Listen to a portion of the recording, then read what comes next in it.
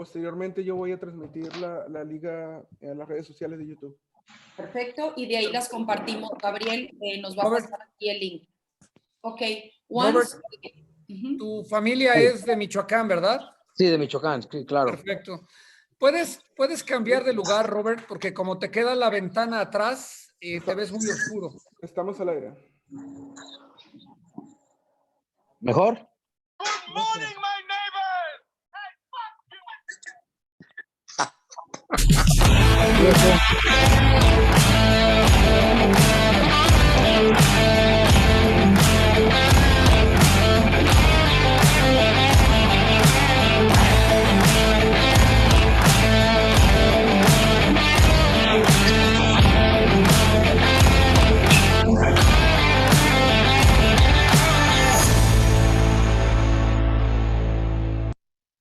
Hello, everybody, and welcome to the WBC Talks. This is the round number 4. It's a very important round. It's round that we're going to talk with the trainers. Great names that we have right now with us. Let me introduce all of them. I just want to say before that, I hope everything is safe at home. Everything is going okay. Forget about the crisis.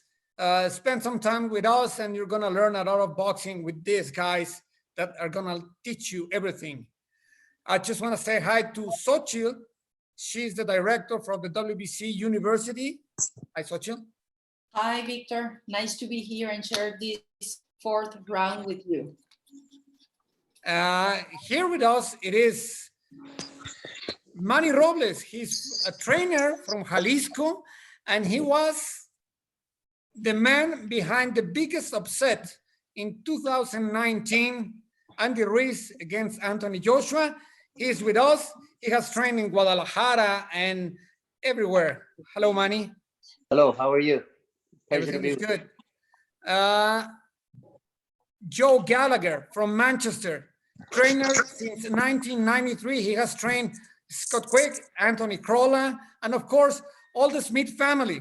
Stephen, Paul, Liam, Callum. He's a family man and he's here with us. Hello, Joe. Cheers. Hi, Victor. Hi, everyone. Robert Garcia from Oxnard, California, but his family is from Michoacán. He comes from a boxing family. His father, Eduardo. Mikey also. He has trained Fernando El Fiero Vargas, Nonito Donaire, Antonio Margarito. He's known in the boxing world as Grandpa. Hello, Grandpa. Hey, thank you. Thanks for having me. Thank you very much. Ismael Salas, great Cuban trainer. He has worked with Jorge Linares, Yuriorkis Gamboa. He's been all around the world. He speaks Japanese, Spanish, English, a little Russian, and what else? Hi, guys. Hello to everyone. Good to see you guys. Be smile, be happy, and be safe. Representing the champions, the fighters, Jesse Vargas, he's a former super lightweight and welterweight champion of the world. He's my personal teacher, and he's the pride of Las Vegas and, of course, Mexico. Hello, Jesse.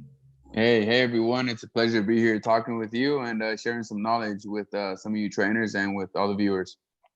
And of course, Mauricio Sulaiman, president of the WBC. Mauricio and Pepe Sulaiman, both of them with us. Hello, Pepe. Me before. Of course. Boss Mauricio, I can't believe it. Thank you very much for being with us, staying at home, staying safe, sharing knowledge, and with the best in the world. Mauricio, your turn. Thank you, Pepe. Pepe is my boss, so he goes first. I'm so happy to see all of you. Thank you for being part of this panel. Together, we're bringing thousands, just a moment of continuous boxing time, so we can share and learn from the experts that you are about important lessons of boxing. I want to say hello to each one of you. Joe Gallagher, who is in the UK, please accept my gratitude for your work that you do, the tremendous work worldwide and always doing it with a passion in a very clean way. Ismael Salas, Gracias. the Cuban master. Thank you. Uh, Thank you. I like that. You have a good background. Ismael, please accept my best as always. You look like a video game, but it's nice. He's hanging from the ceiling. You're floating, Ismail. You're floating. Robert García, mi hermano, un saludo. Saludos a papá, a tus hermanos. Best to the family, Robert, and thank you for being part of this panel. Muchas gracias. Y thanks to everybody. Thank you. Xochitl, thank you so much for the WBC University. She's the one who had the initial idea. So I'm very happy, proud that we have put this together because it give us a day during the day to be very busy, and we are working very hard all the day to prepare for next dates. It's great. Jesse Vargas, my friend, my idol, my inspiration as a boxer. He's a sensational kid. He's a WBC ambassador, always goes with us to the WBC Cares visits to the hospitals, orphanages, to jails, everywhere. So Victor, thank you very much for being the moderator. There's so many things that we need to go through, and I cannot wait to hear from the experts. Thank you so much. Thank you, Mauricio. First, I want to ask Xochitl to tell us about the WBC University. Thank you, Victor. Hello to everybody. Thank you, Mauricio, for your words. Well, I just want to thank all the experts for sharing this panel and the couple years of work that we've been doing at the university, putting together all the knowledge. Now we are very clear after listening to you that the next step is to be professionalized. What the WBC is doing right now is putting the knowledge together, and we have a program directed to boxer trainers. This is the level 1 course. Of course, we are going to have as expert all of you guys sharing this panel. I just want to tell everybody to be home, to be safe, and to follow all the good the advice that all the experts are going to give to us. We need to knock out the COVID-19 all together from home. Thank you very much, Victor. Thank you, Xochitl. Well, let's get in boxing material. I want to start with something that is really, really important in boxing. I want to ask Robert Garcia, why Grandpa? Grandpa, man, since I was like 10 or 5 years old, my dad, I don't remember the story, but my dad says that we were going to some amateur fights, and that there was a couple of coaches from other clubs that were saying that told my dad, "Oh man, your son is a killer, man. Your son is a killer." And my dad told him, I don't like that name for my son. Killer is not a word that I like. The coach said, well, we call him killer because we respect him, My dad said he told everybody, if you guys respect my son, respect him like you would respect your grandfather. So after that, that's when everybody started calling me Grandpa. It's like many nicknames in boxing, you never know which one is going to be the sticky one. Exactly, it's stuck, and still in boxing, a lot of people that are from when I was fighting still call me Grandpa all the time. Well, let's get now in serious material. We're living in some kind of different way now because of the virus. I want to ask you, how are you facing this crisis? How are you facing staying at home, especially people that used to travel all the time like you? Who wants to answer first? I could go first if you want, because for me, I have so many fighters that I trained that mostly every weekend I was gone, and now this last couple of weekends that I've been doing, I actually enjoy it. I have a 10-month-old grandson, and I'm spending time with him. I'm spending time with my little ones, my wife. We're doing a lot of cooking together. So I'm actually enjoying every moment of it, because this is like one of the first few times in the past maybe 10 years that I wasn't able to spend time with my family. Oh, now you're actually a grandpa. I am a grandpa, 10-month-old grandson. Who wants to go next? Joe. Yeah, I'm not fortunate to be enjoying it like Robert. It's absolutely killing me not being able to go to the gym over here in the UK now, where we are total lockdown. My last training session was Monday. Everyone was in the gym, and now we're on total lockdown. So there's no gym. The fighters themselves are doing some work themselves when they can do. We're allowed out for once a day. We're allowed out just for exercise. And the fighters are making use of that one time out of the house exercise by running or long walks or cycling. But it's total lockdown here, so they're all at home doing their own work at home, whether it be shadow boxing at home, skipping, floor work. But for me as a coach, I miss the gym. That's like your home, and the gym environment. I think the social banter with your fighters, like Robert there's a lot of fighters in the stable, and it's like going to work every day, and I'm missing that at the moment. And I can't wait for this COVID-19 to clear off and get back to normality. Manny. How's it going, everyone? Spending a lot of time at home, obviously, have not been able to go to the gym is something I obviously miss very much, but spending time at home, working on my house, doing a lot of some remodeling, painting, gardening, a little bit reading. Been finding myself reading some books and, just spending time for myself and obviously spending time with my wife. And I have my in-laws here. My in-laws, both my mother-in-law, my father-in-law are here staying with me because as you know, they're a little older and they need someone to oversee them and to, look out for them. And I'm actually quite happy that my mother-in-law is here because she's been cooking for me every day. So she's got some great Mexican food here. So I'm pretty spoiled, but things are good. I mean, it gives us all an opportunity to be with our families, be with our loved ones, and to spend time. I'm losing everyone. I have a bad connection right now. We can hear you. We hear you, Victor. See, everything is good. Mm-hmm. Yep. I can hear you. Yes, maybe you continue with your talk if you want. Pepe can help us to continue the conversation, please. Yes. Mauricio. Yes, we were wondering, first of all, in this time, this difficult times, what are trainings recommending their boxers to keep them active during these times where you cannot go to the gym? And the boxer has a lot of energy, a lot of preparation. I know many had fights postponed, as well as the challengers. So what are you as trainers recommending your fighters to do during these times? Okay. Hi, everyone. Here from Las Vegas. Always happy to have this conversation with you guys, to see you guys.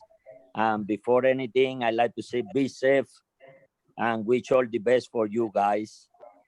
Okay, as Joe say and Robert as well, we have many fighters from different part of the globe, different country, different continent. Finally, I have to send back all of them, So one thing I learned through the experience is that every time you have kind of a cancer fight or have to postpone the fighter have to come back to the level that not get overtraining or don't get the peak too early. So one of my things I've been learning through experience is that keep them in very easy rest, but with activity. So for me, the best way to keep the guys to date is through Power Walk. So I recommend to use a Power Walk in your backyard. You can do Power Walk even inside the any hole in your house. What is the power joke? No, Power Walk. I mean, power walk. What is the power walk? Yes, Power Walk. Power Walk is you have to increase the intensity of your step and normal walk. So keep your heart rate level in between 130 to 135 heartbeat per minute. So this thing means all your blood circulation, cleaning up all your system. In their case, so many fighters get overtrained. They have so much accumulation, all the adrenaline, acid lactic, many things. So the best way to calm down and to flush out all this stress, physical stress, mental stress, is through Power Walk. Thank you very much. I would like to go and share a video that we have prepared for our special guest of today. Pasamos el video, por favor, Xochitl.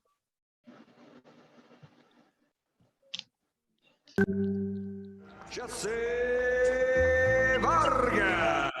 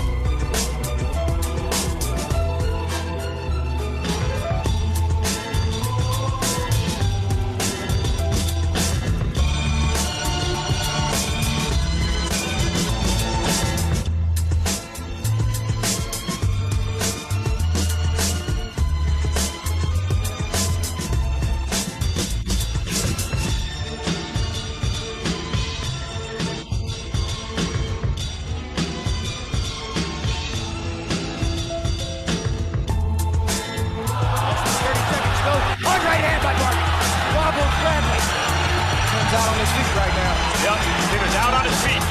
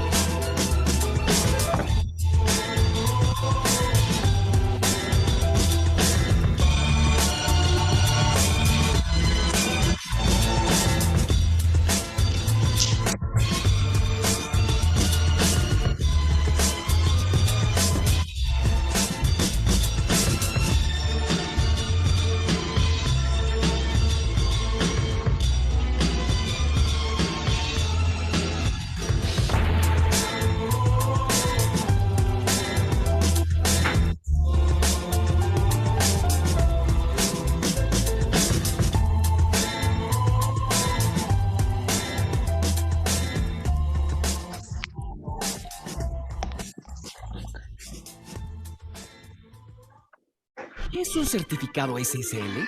Es la manera de... I thought we were doing commercials. It's our sponsor. After the show, it's a commercial, right? After all the action that we just saw.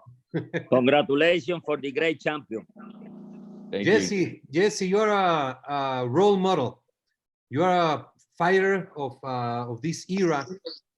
And just as Victor asked the trainers, how are you coping with this situation? What are you doing at home? Well, thank you for that clip. Thank you for that video presentation, Mauricio, and to the rest of the team.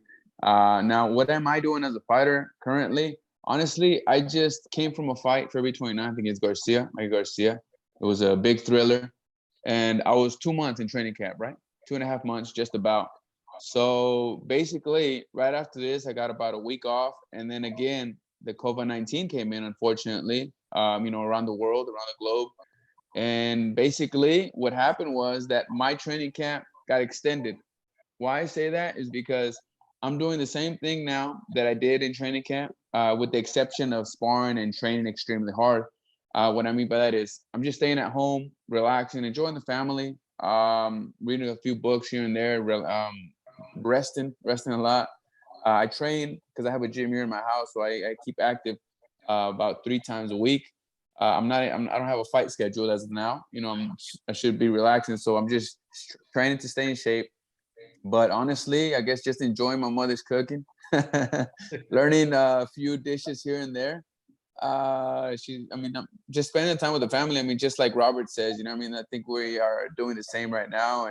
And I mean, Manny also said he's getting some of the best dishes from his mom, who just came in from Jalisco, Mexico. So I guess that we are all adapted to the situation where we have found things to do around the home, whether it's fixing the house, enjoying the family as always. I have a beautiful 9-year-old daughter, and I'm definitely enjoying her. I'm doing homework with her more than I used to. She comes more to me just because she sees me in the living room and she says, "Dad, could you help me with my homework?" And I'd say the best thing that I've got out of it so far was helping my daughter more often with her homework. And that's been something sweet that I've taken advantage of. And I watch you also dancing in TikTok, and that's something else that I've been doing. Yeah, you know what? I have a little sister and my daughter. They tell me, "Dad, let's do a TikTok." It's a thing that's in right now, and it's like a challenge where, you know, you come up with this dance routine, you learn it, and then you basically do it with one of the songs. And I did about 3 of them with my daughter and another one with my sister. And I mean, it's just something to entertain ourselves with, something friendly here in the family. It's something to find ourselves productive with. I've done some lip singing too. I don't know if you want to hear that. Hey, let's see. maybe. Let me work on it first, Mauricio, and then I'll send it to you. I'll send it to everybody. You can challenge a champion, challenge someone. We'll do that. We can do that. Yeah, let's get the boxers challenge. Okay, deal. Lip singing. Jesse also sent us videos for the WBC workout at home. Oh yes, we're doing the daily. I mean, every moment WBC workout. And Jesse, tell us about it, please. Well, I think something great that WBC doing is having a WBC workout. So we are, if you may, let me say that we are putting out there basically data for the fans, for the viewers who follow us on Instagram, social media, on YouTube, that want to find a way to stay productive. Mauricio has come up with the WBC workout, which is a workout from each individual, each champion or former champion, just anyone that's involved in boxing that knows the routine, to show the viewers that watches on Instagram, Facebook, Twitter. As you all know, social media has been huge in the last few years. And now it's the way of them getting their news. It's the way of their getting their daily routines and so forth. So now we are giving them this content that shows them 3 to 4 to 5 different exercises that they can do. You know, as you know, we're all relaxing. We're either cooking, we're watching TV, we're reading books, but you can also add an exercise that will help circulate the blood in your body, increase the heart rate, you know, so basically for your health, to stay healthy. And it's 5 different exercises that can take anywhere from 15 to 30 minutes, depending on how you do it. And I think it's very convenient for all the fans that are watching us on social media. I'm sure that they are interested in doing it and interested to staying healthy, to staying active, productive, and very beneficial for everyone. I mean, even for me, that I'm showing them how to do it. I think it's fun, something different. But I mean, it's different times and it causes for different measures. Talking about this, I would like to ask, especially Joe now, that is living a lockdown in Manchester, in the UK. What are you telling your fighters to do? Are they training? Are they running? Are they staying at home? What's happening there? And what is your advice for your fighters? Yeah, we had Natasha Jonas. She was going to fight for the WBC title against Terry Harper in April. That's been cancelled. She was halfway deep into camp training for that. But I've told her to stay active when she can. She's doing her road work still. She's keeping on top of her diet to an extent. Not too strict, but enough that if this clears up, and we know that once this clears up, everybody will be mad to fight. Everyone want them dates. everyone's got to be overwhelmed with boxing shows, and we have to be ready for the likes of when Eddie Hearn or Frank Warren or Golden Boy or Bob Arum phone up and say, can your fighter fight Hiss? They've got to be ready. The phone's going to go. So the fighters are taking over to an extent. They're doing the floor work, they're doing the groundwork. But like you say, you can't beat sparring or pad work, anything like that. But they're doing everything else. And that's it. They're only allowed out once a day for exercise, and they're making the most of that. Some of them are going for long walks with the family. We have in place here what's called social distancing. You have to keep 2 meters apart from yourself. So they're finding that hard. I'm finding it hard. I need to be kept 2 meters apart from the fridge over there. So no, that's it. So yeah, I think it's just the mental thing. It's the mental thing of them going to the gym every day, going to work, having the banter at work. I know a lot of them are enjoying time at home with the families, but at the same time, like you say, that they're doing some work, and they've not completely shut off. They're ticking over the best that they can do. We have some questions from the people that is watching. They ask Robert Garcia, how do you handle a big gym with a lot of fighters and elite fighters during this period of time, this crisis? Well, I did send most of my fighters home. The only one that's still training right now, because the fight's still not postponed, but more likely it will, is Jose Ramirez, who's going to defend his title against Victor Postol. He's still in the gym. We train 4 times a week just to stay in shape. He goes in for 2 hours every day. So that's the only one that I'm training right now. There's 3 fighters that I have from Dominican Republic that were supposed to go back home last week, but when they were in the airport, they told them the flights were canceled. So they're actually, I could say, they're stuck in my training camp.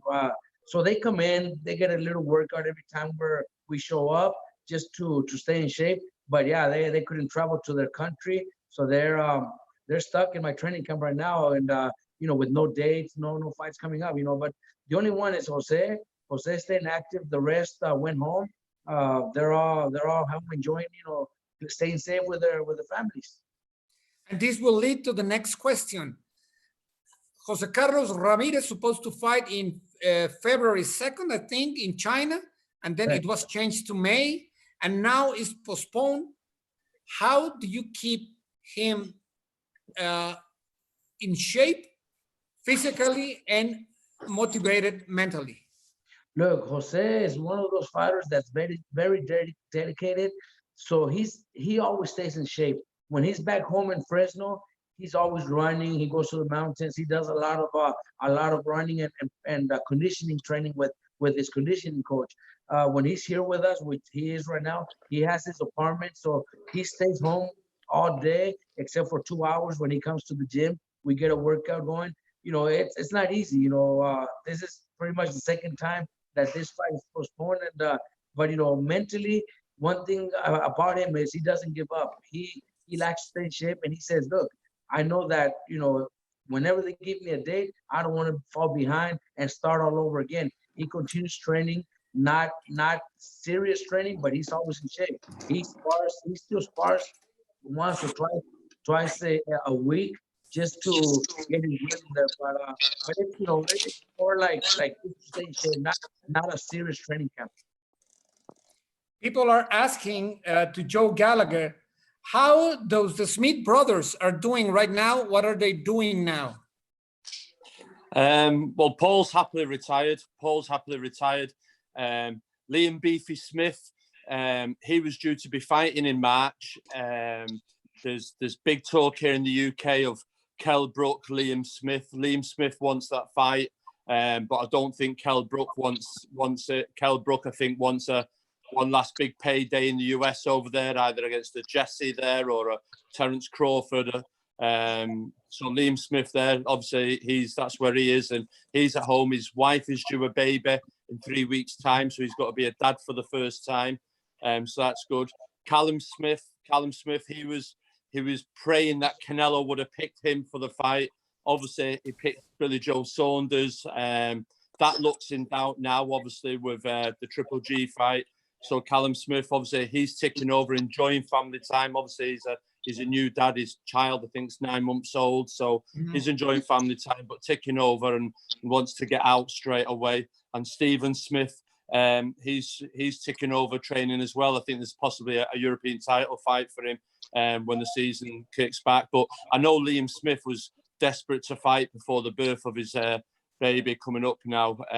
But like I say, they're all going to have to wait now until this COVID clears off. And like all the other trainers there with the fighters, they'll be wanting to get them out to work quickly, and there's opportunities to be had there, and fighters have got to stay ready to get it. Let me go to the beginning of the trainer's career. When do you decide not to be a fighter and then to be a trainer? Joe, you were amateur. Robert, you were a champion. How do you decide to be a trainer and stop fighting? Or if you're not a fighter, how do you get involved as a trainer? I was never really interested in being a trainer.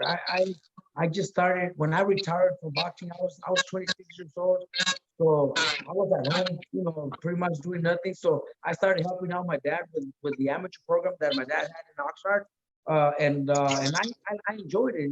Then my dad told me to get with two of my friends that were already fighting professional. Arturo Barraza and Felipe Campa. They were fighting professional, and he told me, train them, see how you like it. And I liked it. The thing that I liked the most was traveling. Even though I traveled a lot during amateur and professional fights, but I never enjoyed the places that I visited because it was always for a fight. Now as a trainer, I enjoyed. I didn't have to go to sleep early. I didn't have to diet, so I could go out and have a beer if I wanted and meet people. So that's the big thing that caught my attention. I never really thought I would be a trainer the way we've been doing it, lately. Manny? Well, I was also an amateur fighter myself, professional, and boxing was always my passion. I'm actually a carpenter by trade, but boxing was always a big passion of mine. Obviously through my dad, a lot like Robert. I've known Robert for many years, and we go way back. I have a great deal of respect for his father. That's someone I actually look up to in boxing because he's done so much for the sport. So I have a great deal of respect. And my dad, my father was passed away now 13 years ago. But he was the one that introduced me to boxing, of course, for the very first time, took me to the gym. And again, as I said, I amateur professional then. It's just kind of like Robert, one day my dad invited me to come to the gym and help him out with some of the professional fighters that he was working with. And I haven't looked back ever since. Here I am. Ismael. Yeah, actually, back in Cuba, as you know, and everybody knows, in Cuba, no professional boxing. So I was involved in all amateur from the 9-year-old I started. And the only thing I've been doing in all my life is boxing.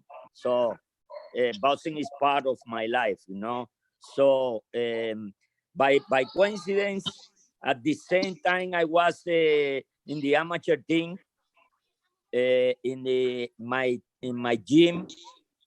Some of my trainer there advised me to go to the physical education college just to do something.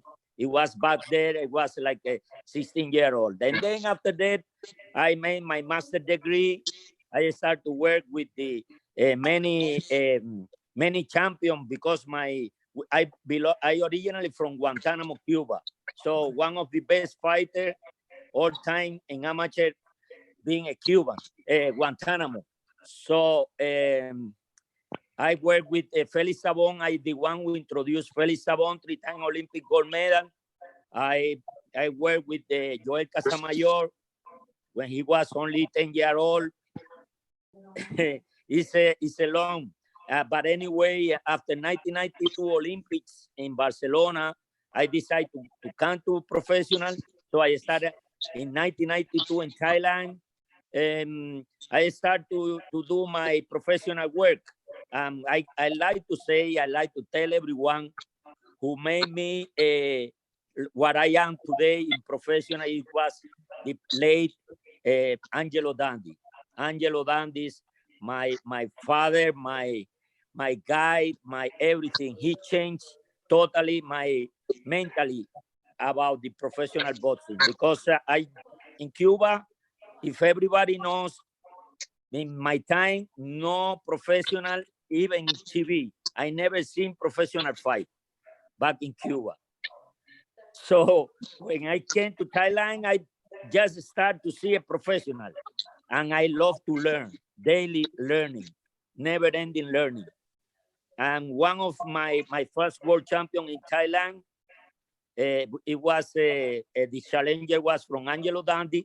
Angelo Dandi, very nice, very fluent Spanish speaking because he was in Havana for many years. So we click very easy, very easy. From then till the day he passed away, we have always phone call, always so much respect each other, and most from me to him, because it was my guy, my change. So it's a passion, you know, it's part of our life, and I respect every trainer. I know how much they sacrifice for each fighter. Win or lose, we have to be with them, no matter what. This is the life of the boxing trainer. Joe, you got more than 60 amateur fights? Yeah. And then in 1993, you decided to be a trainer.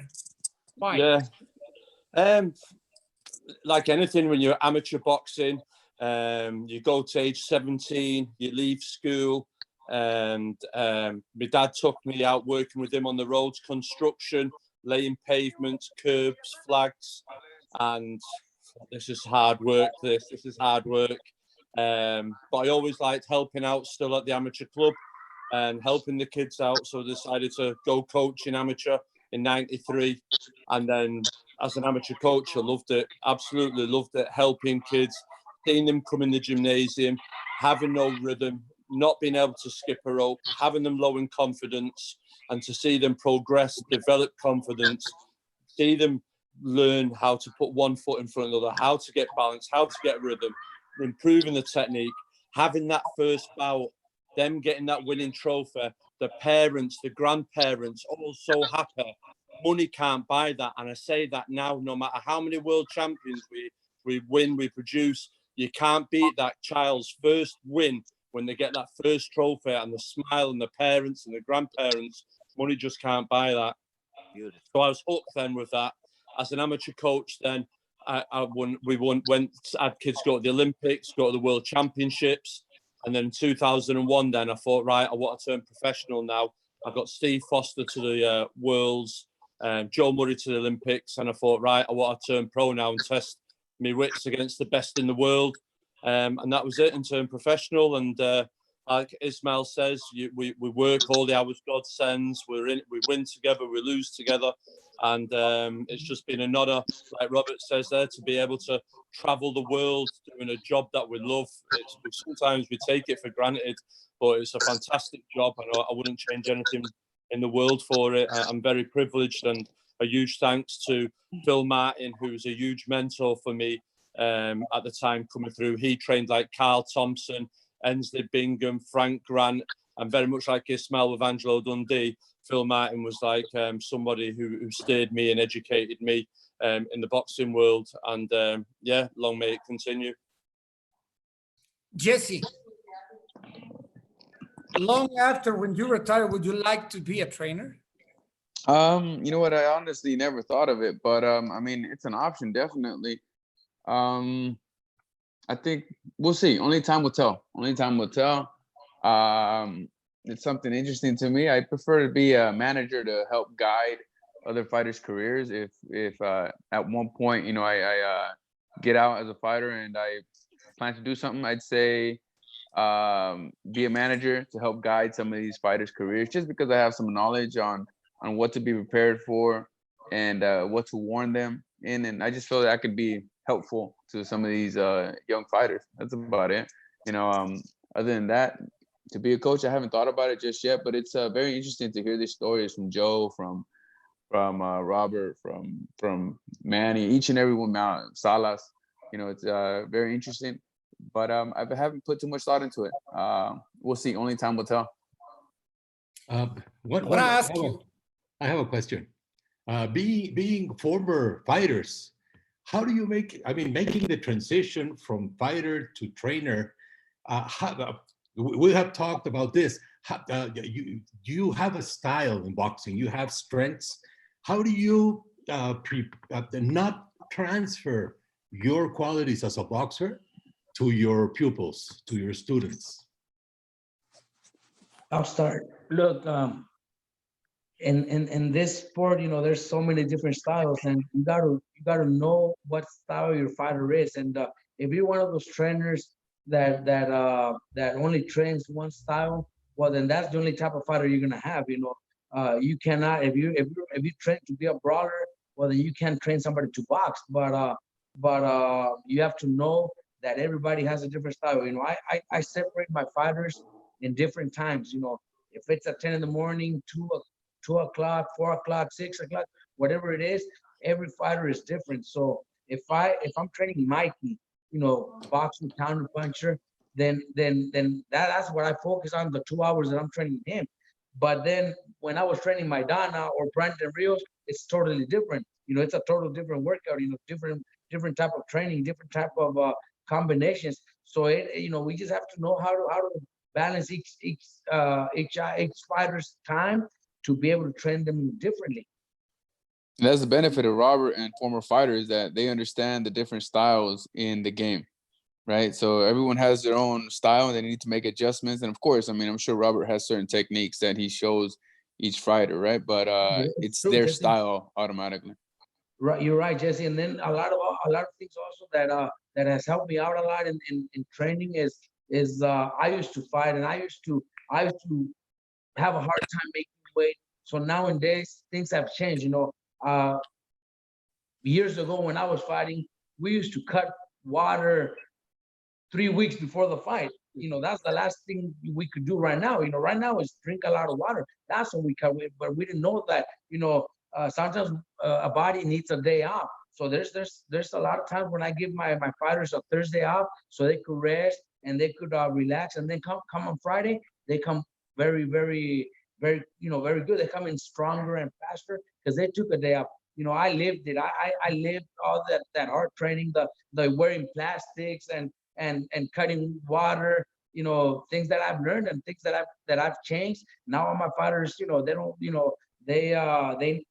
they know how to do it better than when I was fighting. Robert, I see a beautiful belt on your back. Oh yeah, that's one you gave me. Yeah, the trainer belt.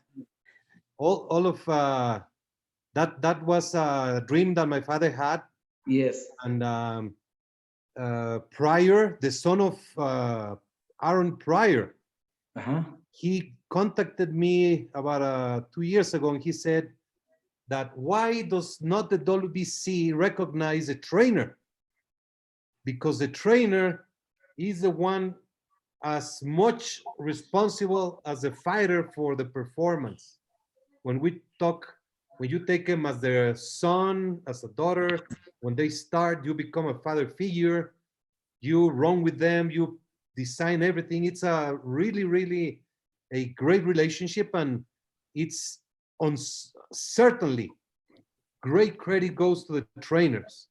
And that's why the WC trainer belt is one of our prides, and I can see it right there. No, thank you very much, and appreciate it. It's great, to get that recognition, and it's awesome what you are doing. Thank you. Many times it's hard because we blame the trainer when the fighter lost. We never recognize when he wins. I would like to ask something else. Fighters has changed. They used to run, punch the bag, spar, and then they were ready. Now involves nutrition, oxygen, a lot of things. But also the trainer has changed. Hey, Joe Brothers.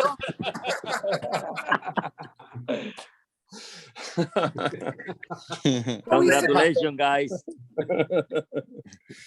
How the trainer has to change now, and how many things does he has to know to prepare the fighter?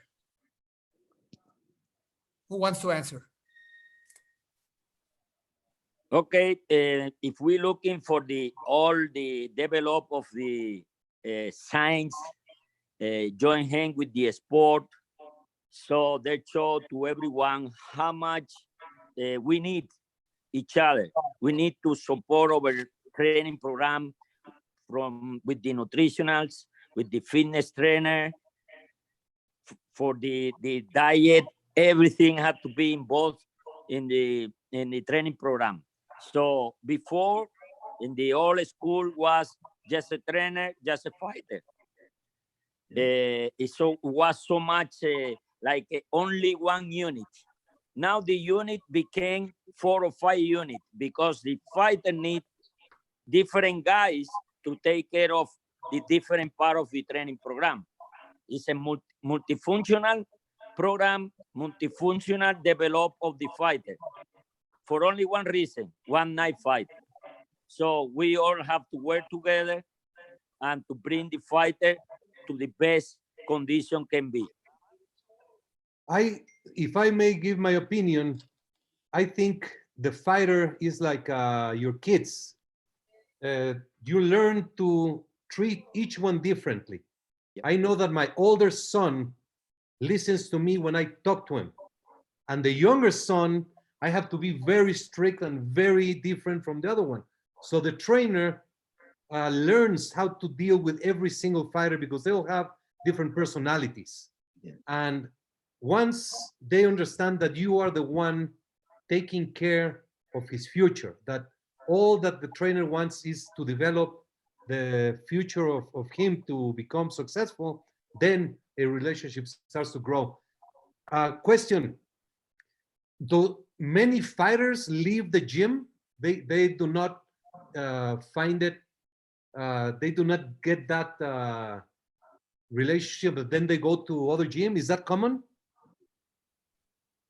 Yep, it's a normal thing happens in you know, now because of the social media, get all the boy out sometime of the focus, what they have to do. But our trainer part is just to keep in touch with them. They can feel you care for them, not only in training, not only in fight, also in the personal life. No need to be too deep involved, but you need to give to them some influence, positive influence, I mean. Yes, the great example is Manny Robles. Manny, I respect you so much. I feel the greatness. I've known you for several years, but the way you put Andy Ruiz to be ready to win the title is a perfect example of what, and then what happened is a perfect example of what. So I like to give Manny Robles a praise. You're a sensational human being. Yep. And that championship, it's more than half yours, Manny. Thank you so much. I really appreciate that. And it wasn't coincidence, it wasn't luck, like some people might tend to say or think. You know, a lot of hard work was put into that. And you know, we worked extremely hard together as a team. And like Ismael Salas just explained it, and it's more than just nowadays. It's more than just a trainer fighter. Now you need a nutritionist. Now you need a strength and conditioning coach. You know, you bring the PR in and make him part of the team as well. It takes a village to build a champion. It's not just one person. And you know, obviously, I was extremely grateful for the opportunity more than anything, and extremely happy for what happened the night of June 1st. But then, like you said, you know, you sometimes the discipline is lost, and unfortunately, in the society that we live in today, as you explained, with the social media and everything that goes on and everything that occurs, obviously some fighters can get derailed and lose focus, but that's not always the case. But for the most part, as you explained, when a fighter wins, it's the fighter. When the fighter is in defeat, it's a lot of the blame goes towards the us coaches. But we have to learn to grow thick skin, and we have to just rebound and get over it really quick and move on to the next test again, the next fighter, because we most of us speaking today do not depend only on one fighter. We depend on many different fighters that we work with. So it's our responsibility to get them, be able to turn the page. No matter what happens with one guy, you got to move on to the next guy, because he's counting on you. We got to show up every day. We got to be there every day. We got to be their friend. We got to be their mentor. We got to be the father. We got to be the counselor, the guide, the everything. And so, it's a big responsibility, but it's something that we love to do. And I'm extremely grateful, for the opportunity that I've been given to be involved in this sport, and I wouldn't have it any other way. I love boxing. I love where I'm at, and the most important thing is I'm at peace with myself. I'm good with myself and who I am as a person, as a human being, to be able to serve others and to help others. My amateur fighters, my professional fighters as well. So it's a great feeling. You may ask proud, Manny. My all respect, really. I'm so proud of you guys, and especially Manny. When I saw him win with Andy, I'm really very proud of you, man. Thank you. Muchas gracias. Muchas gracias, hermano. Gracias. I have some questions from the people watching. One of the commentate, my deepest respect to Manny Robles as a trainer. Congratulations for training the very first Mexican heavyweight champion. I have some other, here I have some questions. It is hard having to stop a fight, even when your fighter wants to continue. Who wants to answer that? Last weekend, 2 weekends ago, I had to throw the towel in round 11 on Scott Quigg against John O'Carroll. Quigg wasn't getting hurt, he wasn't getting beat, but it was just Carroll could sense the finish, and I thought it was going to come strong, and I threw the towel in, and the amount of stick I got for throwing the towel in, and Scott Quigg said to me, "But I'm not getting hurt, Joe. I'm not getting hurt." He hasn't been hurt. He wasn't down. But when it isn't your fighter's night, it just isn't there no more. And I threw the towel in. But the abuse that I got for stopping the fight was like, wow. First and foremost, as you all say, you build up a relationship with fighters and you treat them like your own kids. And I'm not going to leave a fighter in there for a couple of rounds more just for the sake of saying I went the distance. Do you know what I mean? His health and safety is first and foremost. And I called an end. And it was a hard decision because it wasn't like when Mark Breland threw the towel in, he saved Deontay for another day. Throwing the towel in this time, I was bringing the curtain down on his career. And that was a big decision instead of just waiting. It was a huge decision. And Scott was all right afterwards. But as you say there, we don't ever enjoy the moment because on to the next day, we're on to the next fighter going somewhere else. But you have to have tough skin because they're not that quick to give you the praise, but they're very quick to knock you when you get it wrong. I would like to take the opportunity to run by this panel something that we have been discussing. Some of you have spoken with me about this, but also we need to formally incorporate some form of registry of what happens in the gym. In the last convention, we agreed that a knockout at the gym has to be reported to the local boxing commission where that fighter belongs. Because we all believe that some of the injuries that happen in a fight come from previous accidents in the sparring or in the private life of the fighter.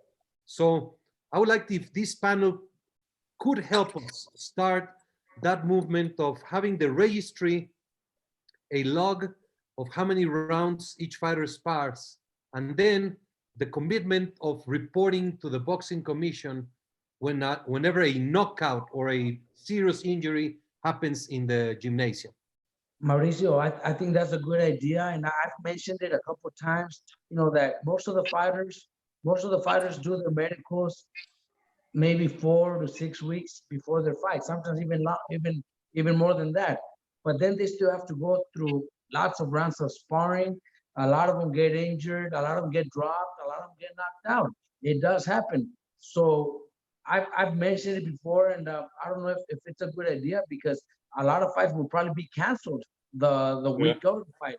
But if we did medicals or at least an MRI or something the week of the fight, which is when the fighter is already not sparring, I think it would be a good idea to save a lot of those fighters that get injured in training. But then the promoters wouldn't like it because some of those fights might have to get canceled because they wouldn't be able to pass. Because a lot of injuries do happen in sparring after all the fighters have already done their medicals. Right. So this is something that we would like to work. And if anyone from you would like to be part of this committee, we will retake and formulate several things to do, and we'll get it going. Definitely. Yes, very smart, very wise. I have some people that is watching, Len Coibiciro. This is so great to hear from these guys. Very interesting stuff. Nancy Rodriguez, trainers, how hard or easy is to help fighters to change their bad habits? Not easy at all. Very hard. Especially when the habit is eating a lot.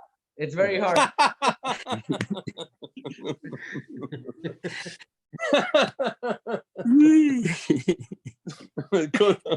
Okay. Oh, we all know it. Manny, could you answer that? Wow, that's a tough one. That's a tough one. I think a lot of that has to do with the fighters' upbringing. I mean, I work with fighters from the amateur days now until the pros, so I pretty much raise these kids, and they've been with me throughout their amateur and now their professional careers, and it's easier that way because you have a lot of say-so in their lives as they're coming up as teenagers, and then they grow up into adults. You know them well, but a lot of these fighters that we end up working with, along the way, these are made fighters, professional fighters that are well into their careers, and a lot of times you don't know what you end up with. You might be working with a fighter that behaves a certain way in the gym and is disciplined while he's in the gym, and they train hard, they do what they're supposed to do while they're in the gym. But when they leave, when they go home, it's a different situation. It's a different story. We're not with them 24 hours a day.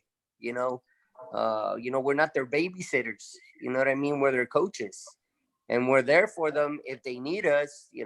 Obviously, I'm there for every one of my fighters. If I'm only a phone call away, if any of them need me, I'm there for them. But unfortunately, that's not always the case. A lot of fighters have these extracurricular activities that they had that we're not aware of, and there's absolutely nothing we can do about that. They're adults. They're old enough to make their own decisions, and sometimes those decisions are not always the best. And like I said, everybody's got to hold themselves accountable. Accountability is very important in this game, and when you don't have that, then there's not much you can do as a coach. It was very hard, Manny, over here in the UK. Before what we call the Ricky Hatton era, fighters always used to be 10 pounds thereabouts around the weight. Once Ricky Hatton came through, he influenced a whole generation of that. It was acceptable to balloon up in weight and have a 12-week camp to come down. And it used to be celebrated that he'd look great and he'd come down from 13, 14 stone down to 10 stone. And that was hard at the time as an amateur coach, when you're trying to tell your kids, no, this is how you eat, this is how you drink. And they go, well, Ricky Hatton does it. And you have no other, how can you say anything at the time when he's flying high? They're the hard things at times. You've got to get the fighters young and there is. And I was fortunate with Crawler. Crawler was a kid that was old school, listened, I had from a young age and listened and was never that much heavy, always just 10 pounds, 12 pounds. That's it, no more heavy than that this day and age. It was fashionable to go big. Yet in the old days, it was rumored that Mosley, Hopkins, Mayweather never really went that big. And that's most probably why they had huge longevity in the career. Absolutely. Discipline. Yeah. One more question. Can you develop punching power? Or is it something that you are born with? I don't. You're definitely born with it, but I cannot. But I believe that you cannot. Actually develop more power. It's a strategy that each of us use differently. But you can definitely generate more power. You can definitely create more power. But it's got to be taught. It's got to be taught in the gym and to get use your legs, hips, shoulders to develop more power. So I believe you can. I believe you can develop more power. It's about power or timing. What do you think, Jesse? I think it has to do with both. I think it's about timing. They have to be timed perfectly, and the power behind them, the technique behind them. Keep in mind that a lot of that power comes from the lower body. And yeah, I think that you can generate more power depending on the technique. Also, certain ways that you exercise on the bag, how you punch, make sure you have a close fist, certain things, right? The coaches, I think technique and hit the bag as hard as you can too. I think that should help. Anyone else? Yeah, what I like to say is power is a God gift. We have different quality. Can be strength, can be power, can be resistant, can be speedy. But in boxing, as long we create the proper biomechanics, motion of every punch, we place in the right position over gravitation center, and then he developed that way. You can increase, and then we start to talk the precision and timing. This sounds about right. Yeah, that sounds. I agree with you. I agree as well.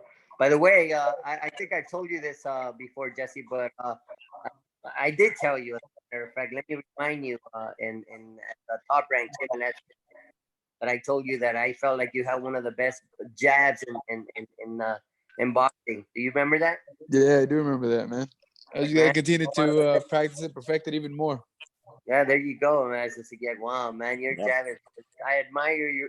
I admire you as a person, obviously, as a fighter. You're a great fighter. You're a warrior.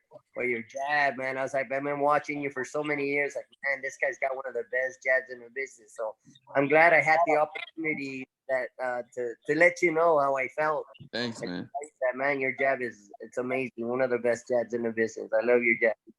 Thanks, brother. Well, I'll continue to work on that one and several other things. I mean, as you know, we as fighters, we never stop learning. So, that helps me continue to improve. What you just said helps me improve my style even more. Continue to perfect that, but also work on other things also to strengthen. Well, you know what they say that the jab alone can win you a fight. That's right. Yeah, that is very true, man. That's the number one weapon. Number one key is your jab. Yeah. I have a big question for you. All of you work with amateur fighters, professional fighters. What do you think about pro facing amateur in Olympics? I disagree. Well, I disagree. If I may take the lead on this one, I worked with the World Series of Boxing in the past with the LA Matadors for a couple years, and you know, when I with AIBA, Amateur International Boxing Association, and so you know, I'm aware of that a little bit, and you know, I definitely disagree that a professional fighter should be able to participate in the Olympic Games. I definitely believe that these are two different things, and that it takes away from the sport. It takes away from the sport of boxing. So definitely, everybody should stay in their lane, and professional fighters should do just that: fight as professionals and amateurs. We should Professional fighters, I believe, should not come in and try to take the dream away from an amateur fighter for something that they've been working on for their entire lives, little kids. So when they become, you know, Olympians, and yet a professional fighter may come in and snatch that dream away from you, I think it's very unfair. Robert? I agree with Manny. You know, I really believe that that professional fighters should stay, you know, fighting professional and not going to the amateurs. It just doesn't give the same excitement, you know, when young fighters from the amateurs are competing in all the tournaments and then they make it to the Olympics. That's the dream as an amateur. For a professional fighter, sometimes even a former world champion, to go back to fighting the amateurs, I just don't like the idea. Just like you know, we've seen, you know, all the professional basketball players go to the Olympics and win gold medals. It just doesn't seem the same. You know, I just don't.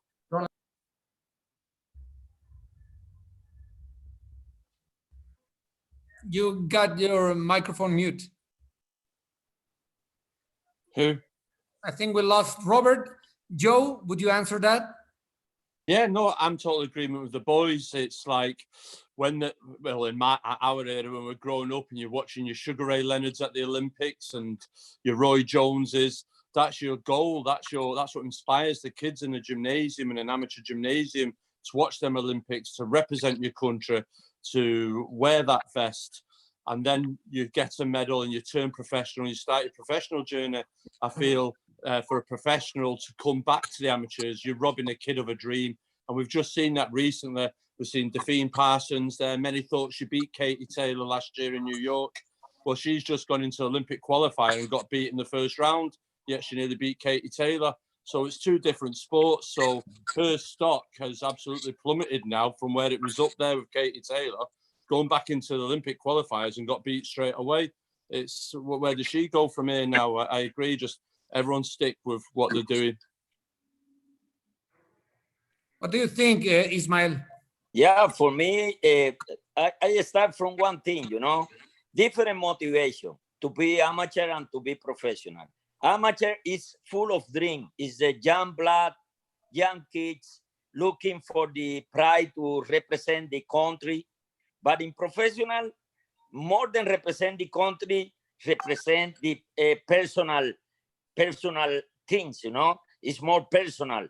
And one more thing they have to consider. So the training program is so different. For example, amateur work for 3 rounds, 3 minutes. So the guy have to performance his best in 3 rounds for 3 minutes. In one championship is 3 or 4 bouts. Professional is just, let's say, for title match, 12 rounds. He have to train. All his training program is to get endurance during the 12 round competition. So the program changes. So I totally disagree. Amateur is amateur. Professional is professional. Let's work to make better amateur is what I believe. And then you can have better professional. Jesse, you're a welterweight fighter, 147 pounds. Which will be your weight if you have to fight every other day during 2 weeks? Let's see, 547. and I fight every other 2 weeks, I'd say no more than, you have to stay within 10 pounds. Within 10 pounds of your fighting weight. I mean, that's what I carry around now. Well, I go about 15 pounds now, but I'd say no more than between 7 and 10 pounds, depending on each body, because each fighter has a different way to drop weight. Some fighters walk around their fighting weight, very few, but some. I mean, one of the best ones to recognize is Floyd Mayweather. You know, I mean, he basically walks around his fighting weight. Other fighters blow up 30 pounds, but So you will be fighting if you were to fight 2 weeks. If you were going to yeah, fight every in 2 an weeks. amateur tournament, oh sorry. Go ahead. If you were going to fight in a amateur tournament or for the Olympics, you will be fighting in middleweight. I would be at 154 for sure. Well, that's the weight that I was already. We'll be making the move to next. You know, as everyone knew, I mean, not my last fight, but the one previous to that, I was already on the verge of moving up to 154. I fought against Soto at 152. So, if I was in the amateurs, I would be fighting at 152, I believe. Is it 152? 152. Yeah, 152. Yeah, 152, and you know, I'm sure I would feel comfortable there just because it's my walk around weight, and I've always fought around my walk around weight. And I mean, it's safer for the kids too. I mean, it's safer for the kids because they don't have to drop so much water weight and deplete their body of something that it needs. You know what I mean? It could become dangerous. That's something that I respect the WBC for, because they always find ways. I mean, they're always looking out for the fighter, always finding ways to protect them and keep them safe. You know, just a few minutes ago, Mauricio said that, you know, if we would all be involved in this program where we would find ways to register a fighter's training camp where they have any injuries, I think that's something to admire, and that's something to keep the fighter safe. Also, when he brought down, when his father, Jose Suleiman, brought down 15 rounds to 12 rounds, is something that shows that they are looking out for fighters. And the question that you're asking me now is something that should be informed to these younger amateurs, that they shouldn't be depleting themselves so much if they have to fight not only every 2 weeks, but say these fighters are in a national tournament or the Olympics, they have to fight every day and they have to make weight every day. You know what I mean? And if it's not their weight and they're cutting themselves down to make it, they're killing themselves to make it, it could be dangerous in the long run. Mauricio, you have something to say? This has been a big battle for the WBC since AIBA, and this comes from 10 years ago. AIBA, unfortunately, took the wrong turn. Bad administration.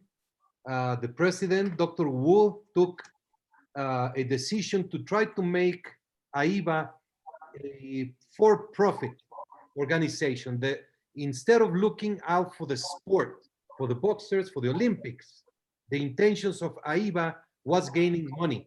So they started the World Boxing Super Series, or what's the name? Amateur Gone Pro, something like that. Something like that. They started doing boxing where fighters without headgear, without a t-shirt, fighting for 5 rounds. That's and getting paid. That's professional boxing. And they signed those fighters. So it was clearly a matter that had to do with the money. It was a money-oriented decision that they took. Yep. Our battle has been because until they at least put some limits and criteria on professional boxers fighting in the Olympics, we could even consider it. Right now, there's no criteria. The way the rules for the Olympic competition says that there's no distinction between amateur or professional. Even in the smallest club show, when you have a 4-rounder competing, he's going to fight against a 4-rounder. You don't see a 4-rounder fighting against a 10-rounder. So yeah, if they don't even put a limit, let's say they say, okay, there's going to be professionals, but no, that have fought for 4 rounds or no more than 10 fights. Then you can still have a certain limit. But for the WBC has been 0 tolerance, absolutely no. Any fighter competing in the elimination or the competitions or the Olympics is a 2-year ban from the WBC. If a fighter does not understand that the Olympic Games they are the property of the young kids of the world who have the Olympic dream, who want to win a medal for the country. If a fighter does not understand that this is different from professional boxing, we don't want those fighters in the WBC. Unfortunately, Delfin Persoon was our champion, our proud champion, a great fighter. As Joe said, he had a very close fight against Katie Taylor, the fight of the year, and then she goes and tries to take someone's dream away. That's not acceptable. Well, the time is running. We've been talking almost an hour and 20 minutes. Oh, wow. I think we should do some other round with the trainers. We have a lot of things to talk about. I would just want to thank you, all of you. It's been amazing. Xochitl, do you want to say something? Well, just to thank everybody for the talk. I've learned a lot during this round. And just to invite everybody to follow us tomorrow with the judges panel at the same time at our social media at the WBC. Thank you, Victor. And thank you all. Thank you, Xochitl. Thank you all. Thank you very much. Thank you, guys. Be safe. Be safe. I just want to give everyone, but Pepe, you want to say something? Yes, just thank you very much for all this participation is awesome. You are the foundation. You are of that great pillar that are the boxers. So with your example, with your knowledge, with your support, it has been very instructional for everybody that all of us that we have been watching this transmission.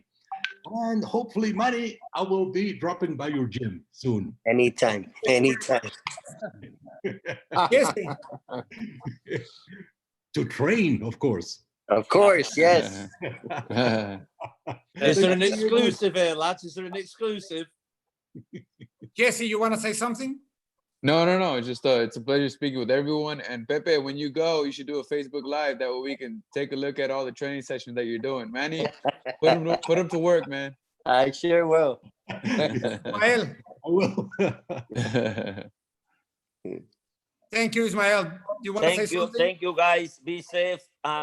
Keep going. Keep doing the wonderful job all of you guys been doing. Congratulations and go for the best. Thank you to WBC to give the opportunity to use this platform to express ourselves and to because we learning today a lot each other, and we learning from the knowledge and wise of all those I calling the true hero of boxing. Thank you, guys. Thank you, Ismael. Manny. Well, more than anything, thank you very much for having me. And as you can see, there's some great coaches here with Robert, of course, and Gallagher, and with Mr. Ismael Salas, and so many other great coaches out there in the world of boxing that they're just to show the people there's actually nothing but respect for one another here, and nothing but well wishes for everyone. There's no egos here. There's no animosity or nothing like that. There's only respect, only the respect for that we have towards one another. And I wish you guys all the best. God bless everyone, and more than anything, stay healthy. Thank you, Manny. Robert. No, thank you very much, Manny. Thanks for everything, Miguel. Mr. Salas, very nice to hear you. You know, you have a lot of knowledge, and it's great. Joe, great to see from you guys. Everybody stay safe, enjoy the family, but most importantly is stay safe. Right now, at this time of the, what's going on, the best thing is to stay safe. Mr. Salas, un placer. Thank you. Gracias. Robert. Joe. Cheers, Victor. Thanks for inviting me to do this. It's been a real privilege. Great to see Robert, Ismael, Manny, everybody, Maurizio. Thank you. And I think it's very important in this moment in time that there's a sense of belonging, and I feel we all felt that today. And I'm sure Jesse's got to go off now and get another takeaway drive through like we seen yesterday. And, I just wish you all the best. Look after your family, look after yourselves, and wash your hands. And we'll see each other soon. Thank you all. Cheers, All mate. right, everyone. Take Mauricio. care. Yes, looking at Jesse and his cup. Don Ramon tequila. I'm gonna go and have my own tequila this morning. Let's enjoy life. Look at the dog. I just had my dog.